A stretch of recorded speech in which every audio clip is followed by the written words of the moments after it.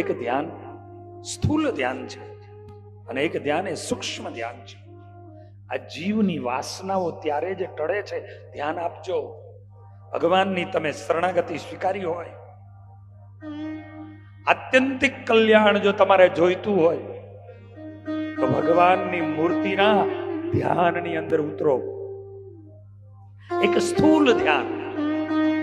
સ્થૂલ ધ્યાન એટલે જ્યાં જ્યાં નજર કરો આ બ્રહ્માંડોથી લઈ અને વ્યક્તિ સુધી, એક કણ સુધી બધાયમાં તમને ભગવાન દેખાય.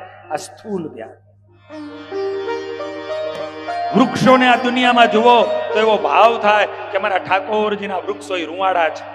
આ નદીઓને જુઓ, ભાગવતમાં લખ્યું છે, આ નદીઓને જુઓ તો એવો ભાવ કરો કે પરમાત્માની એ વેન છે, નાળીઓ.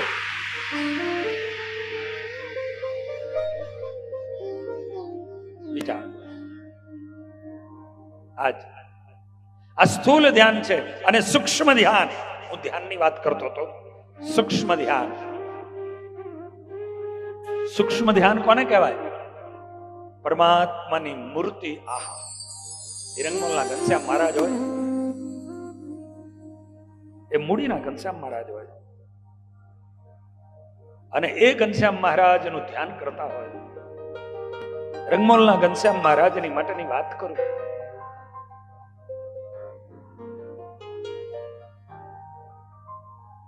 નંદ સંતો પછીની પંક્તિના મહાનુભાવાનંદ સ્વામીની લીમડાવાળા મંડળની પરંપરામાં મહાન એક સંત થયા, જે સંતને ત્રણેય કાળમાં મહારાજની મૂર્તિ દેખાતી હતી. અક્ષરધામમાં મહારાજ જે બિરાજે એ સ્વરૂપ એને દેખાતું હતું. આજે બન્યું એવું, મહારાજે કહ્યું, સાધુરામ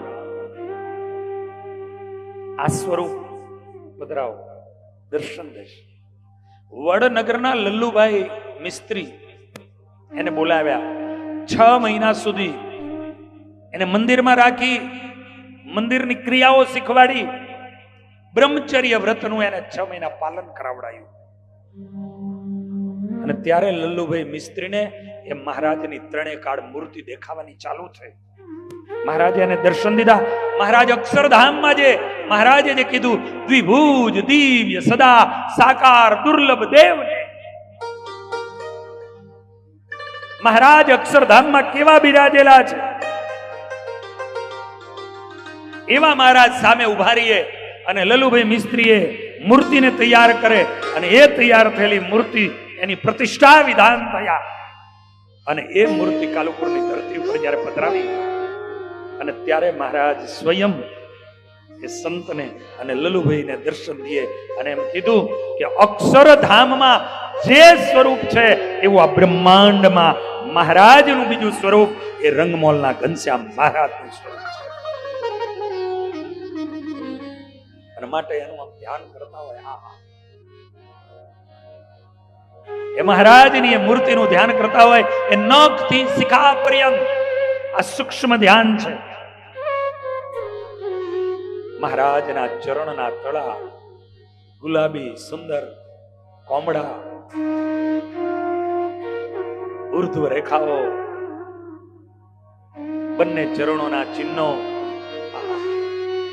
ત્યાંથી ઉપર ઉઠીએ, મહારાજના ચરણની આંગળીઓ, એના નખ ગુલાબી ચમકતા મણીના જેવા તેજસ્વી. મહારાજના ચરણ આંગળીઓ અંગૂઠાની ઉપર ચીડી રોમા બન્યું. મહારાજની એ ઘૂંટીઓ શ્યામ, મહારાજની એ પીડીઓ, મહારાજના મહારાજની કેળના વૃક્ષના ફળ જેવી એ જાંગો. મહારાજની જાંગમાં એ ખાપાનું નિશાન. મહારાજની એક કટી કેસરી સિંહને પણ શરમાવે એવી. ધોતલી પહેરી હોય અને એનું શ્યામ એ ચિહ્ન.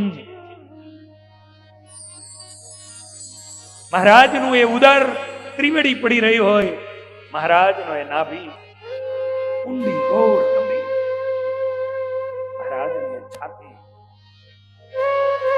મહારાજનું ગળું, મહારાજના હસ્તકમલ, હસ્તકમલની આંગળીઓ, મહારાજનું એ ભાલ, તિલક, નાસિકા, એક એક મહારાજનું વિશાળ કપાળ, અને ત્યાર પછી મહારાજના મસ્તકને એની અંદર એક ચોટી શિખા, દીપની શિખા,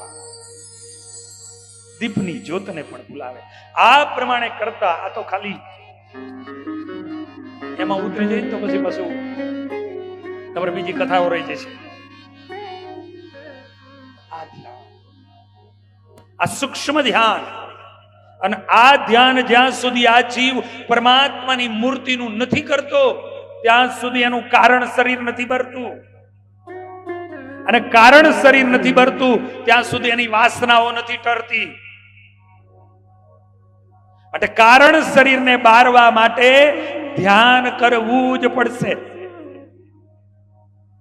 ધ્યાનનો અભ્યાસ કરવો પડશે.